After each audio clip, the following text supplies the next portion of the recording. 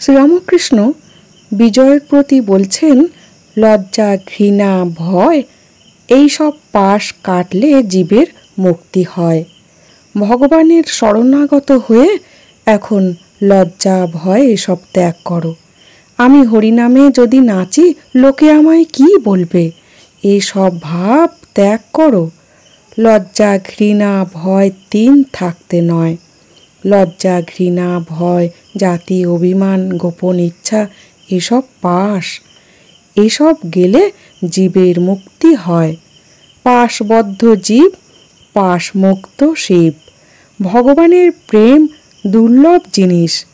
প্রথমে স্ত্রীর যেমন স্বামীতে নিষ্ঠা, সেই রূপ নিষ্ঠা যদি ঈশ্বরেতে হয় তবেই ভক্তি হয়। শুদ্ধা ভক্তি হওয়া বড় কঠিন। ভক্তিতে প্রাণ মন ঈশ্বরেতে লীন হয়। তারপর ভাব, ভাবেতে মানুষ অবাক হয়। বায়ু স্থির হয়ে যায়, আপনি কুম্ভক হয়। যেমন বন্দুকে গুলি ছোড়বার সময় যে ব্যক্তি গুলি ছোড়ে সে বাক্যশূন্য হয় ও তার বায়ু স্থির হয়ে যায়। প্রেম হওয়া অনেক দূরের কথা। চৈতন্যদেবের প্রেম হয়েছিল।